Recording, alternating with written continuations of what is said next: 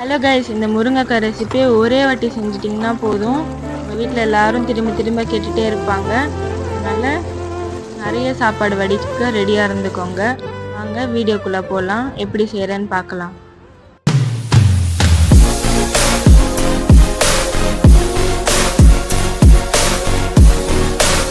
Hello guys, இந்த மாதிரி தரமான ஒரு முருங்கைக்காய் ரெசிபி செய்யணுமா? ஃபஸ்ட்டு முருங்கைக்காயை அழகாக வெட்டி வச்சுப்போம். பூண்டை தோல் உரித்து வச்சுக்கலாம்.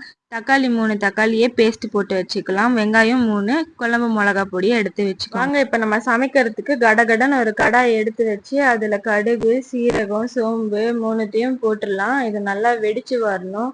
இது வெடிச்சிருச்சு நம்மளுக்கு எப்படி தெரியும்னா, மேலே பபிள்ஸ் மாதிரி வரும். இந்த மாதிரி வந்துச்சுன்னா வெடிச்சிருச்சுன்னு அர்த்தம். தெரியுதுங்களா? இந்த மாதிரி வரணும். இந்த டைமில் நம்ம பூண்டையும் சேர்த்துக்கலாம். பூண்டு நல்லா ப்ரௌனிஷாக வரணும். வெங்காயத்தையும் சேர்த்துங்க. அதையும் நல்லா கலர் சேஞ்ச் ஆகிறதுக்கு நம்ம உப்பை சேர்த்துக்க போகிறோம்.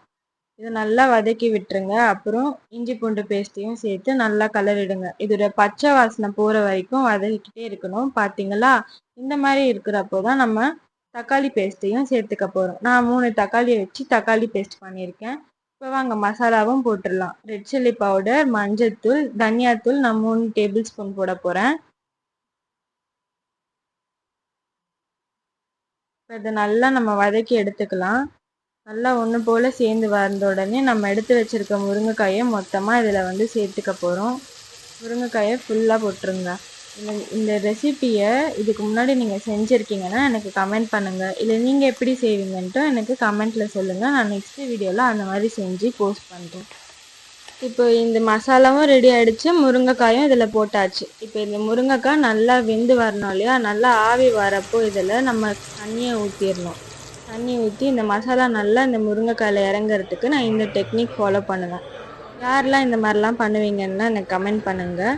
இப்போ இதை நம்ம மூடியும் வச்சிடலாம். வாங்க திறந்து பார்த்தோன்னா இந்த மாதிரி பபிள்ஸ் வரப்போ நம்ம குழம்பு மிளகா பொடியை ஆட் பண்ணிக்க போகிறோம். ஆட் பண்ணிட்டு நல்லா கலரி விட்டுருங்க.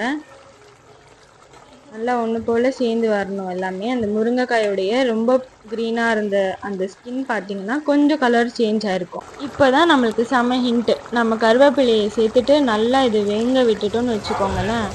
அதுக்கப்புறம் மேலே ஒரு கீயை மட்டும் போட்டிங்கன்னா அல்டிமேட்டாக இருக்கும். அந்த ஸ்மெல்லும் அதுவும் ஹாலில் இருக்கிறவங்கெல்லாம் கிச்சன் ஓடி வந்துடுவாங்க. அந்த அளவுக்கு இருக்கும். இப்போ மேலே லெமனையும் போட்டுட்டு கொத்தமல்லியும் டெக்கரேட் பண்ணிட்டோன்னு வச்சுக்கோங்க. சாப்பிட ரெடி. அவ்வளோதான் கைஸ். தேங்க்ஸ் ஃபார் வாட்சிங். பாய்.